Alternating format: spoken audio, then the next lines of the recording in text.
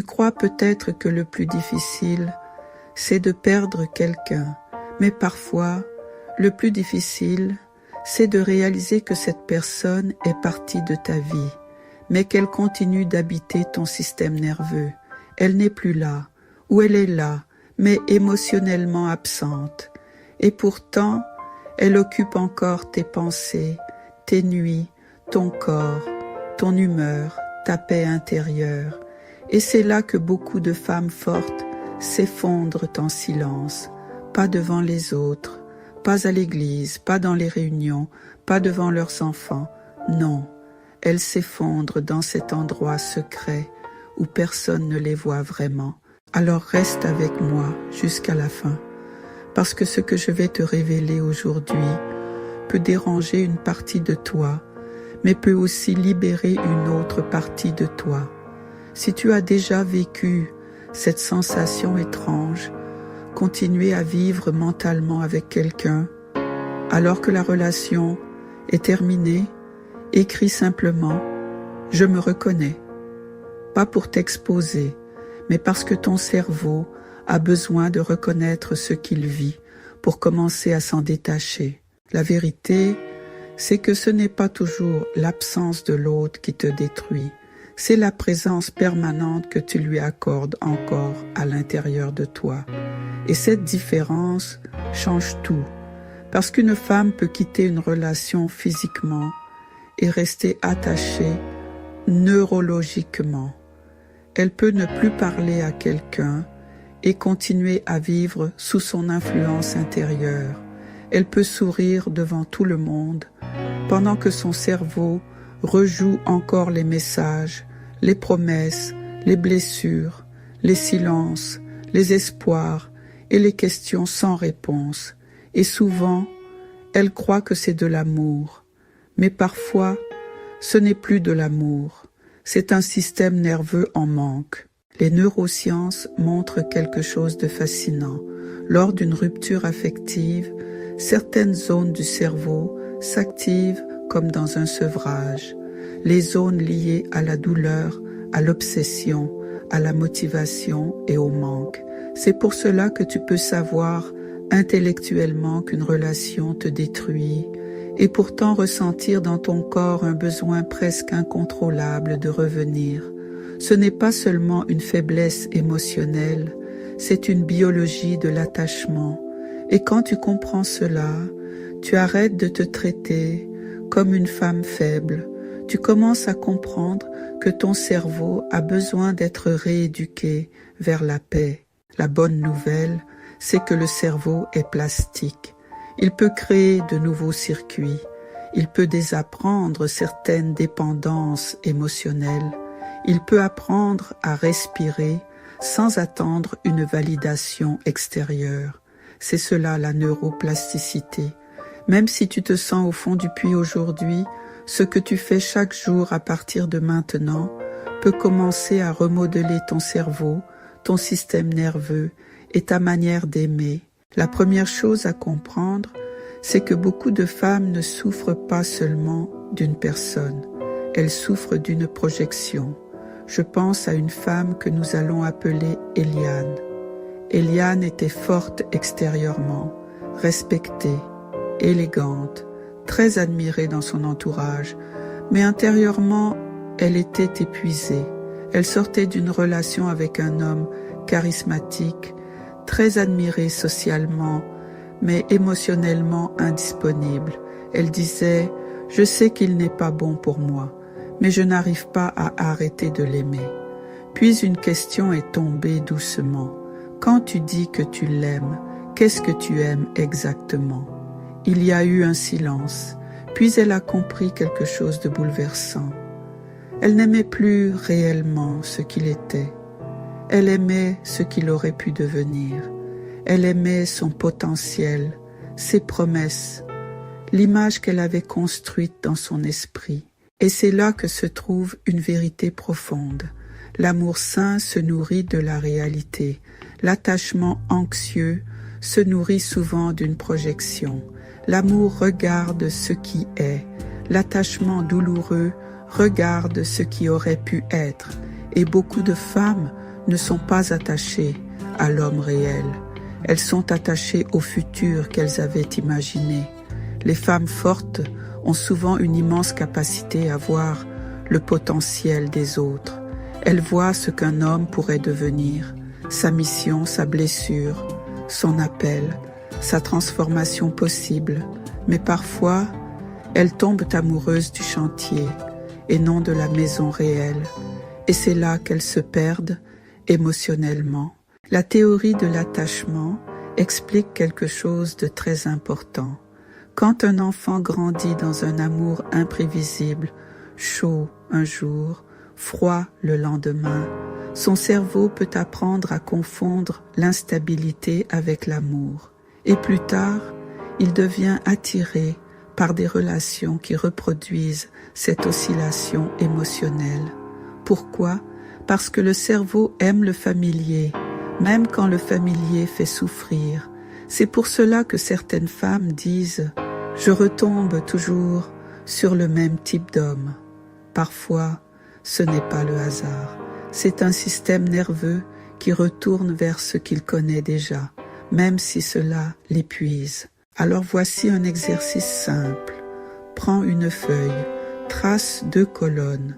Dans la première, écris les comportements réels de cette personne, pas les promesses, pas le potentiel, pas ce qu'il aurait pu devenir, les faits réels. Dans la deuxième colonne, écris ce que tu espérais qu'il soit. Puis regarde les 2 colonnes et demande-toi honnêtement, de qui suis-je réellement en train d'essayer de me détacher? Parce qu'on peut souffrir d'une relation qui n'a jamais réellement existé dans la forme rêvée qu'on portait intérieurement. Deuxième vérité importante, ta mémoire peut te mentir. Après une rupture, le cerveau peut embellir le passé. Il remet la lumière sur certains souvenirs et l'ombre sur d'autres. Tu te rappelles les rires, les débuts, les moments tendres, mais tu oublies les nuits d'angoisse, les humiliations discrètes, les silences et les larmes. Ce phénomène s'appelle le biais de positivité rétroactive. Le cerveau préfère parfois croire qu'il a perdu quelque chose de merveilleux, plutôt que d'accepter qu'il s'est attaché à quelque chose de douloureux et instable. Et c'est pour cela que certaines femmes souffrent davantage de la version embellie de la relation que de la relation réelle elle-même. Il existe aussi un autre mécanisme, le biais de disponibilité. Plus tu penses à quelqu'un, plus ton cerveau le considère comme central dans ta vie. Si tu penses à lui 100 fois par jour, ton cerveau conclut qu'il est indispensable. Mais ce n'est pas une vérité, c'est une équation neurologique. Plus tu nourris mentalement quelqu'un, plus tu réinforces sa présence intérieure. Voilà pourquoi la rumination maintient l'attachement. Alors tiens un journal des faits, pas un journal émotionnel, un journal factuel. Écris ce qui s'est réellement passé, les comportements répétitifs, les paroles, les absences, les incohérences. Ce journal devient une protection contre la mémoire romantique et surtout, apprends à te parler avec douceur. Parce que beaucoup de femmes savent être pleines de compassion pour les autres, mais deviennent extrêmement dures avec elles-mêmes. Si une amie te disait « je souffre encore », tu ne lui répondrais probablement pas « tu es ridicule ». Passe à autre chose. Mais c'est exactement ce que tu te dis intérieurement. Alors commence à te parler comme à quelqu'un que tu aimes. Troisième vérité, le deuil émotionnel ne se traverse pas en ligne droite. Tu peux aller mieux pendant plusieurs jours, puis être replongé dans une émotion violente à cause d'une chanson, d'une date ou d'un souvenir. Ce n'est pas une régression, c'est une réactivation émotionnelle.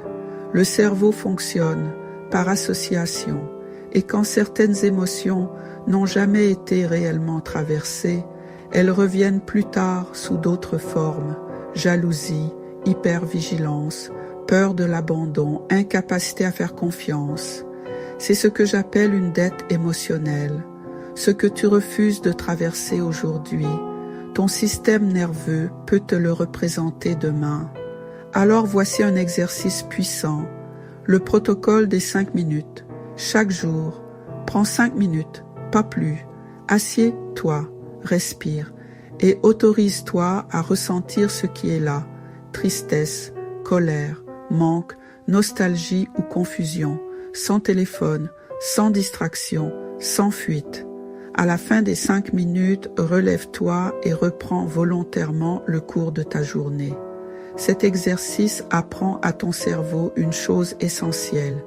Je peux traverser une émotion intense sans me perdre dedans.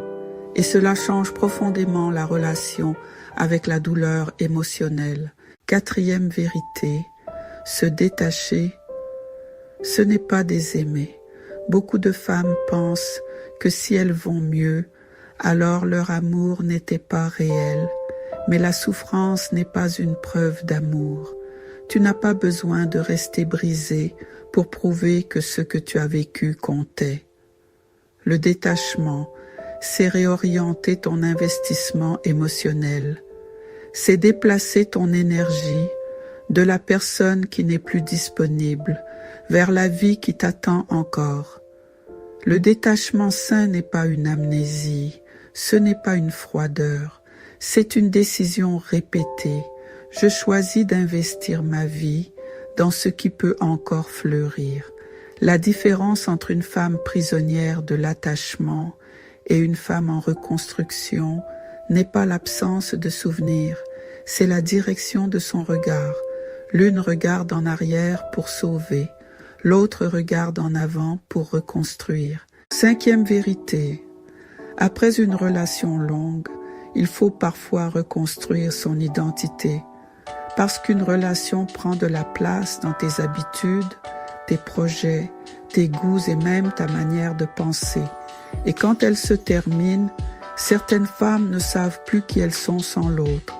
Mais ce vide peut aussi devenir une opportunité sacrée, une occasion de redécouvrir ce qui t'appartient vraiment, tes valeurs, tes désirs, tes passions, tes rêves abandonnés.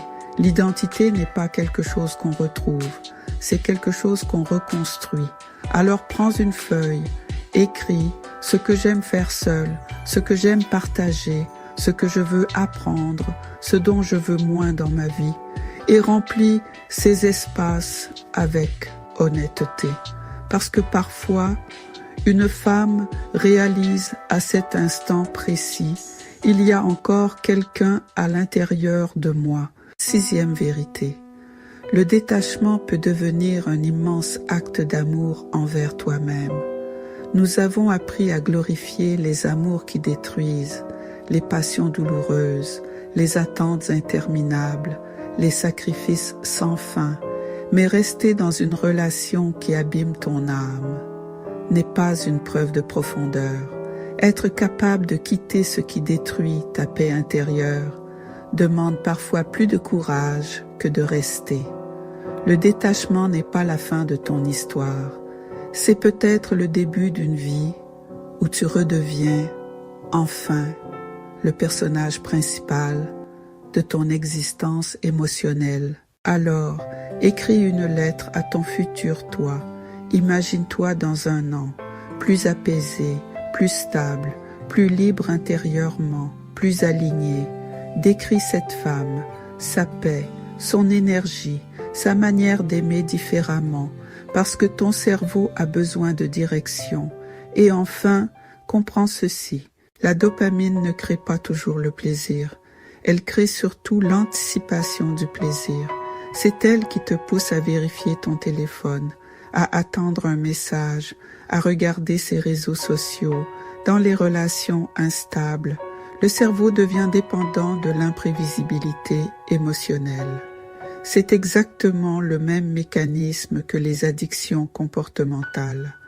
Alors couper certains stimuli n'est pas de la puérilité, c'est de l'hygiène neurologique. Et si aujourd'hui tu traverses encore cette bataille intérieure, Rappelle-toi ceci, tu n'es pas folle, tu n'es pas faible, tu n'es pas ridicule, tu es simplement un être humain dont le système nerveux a besoin de retrouver la sécurité, la stabilité et la paix intérieure.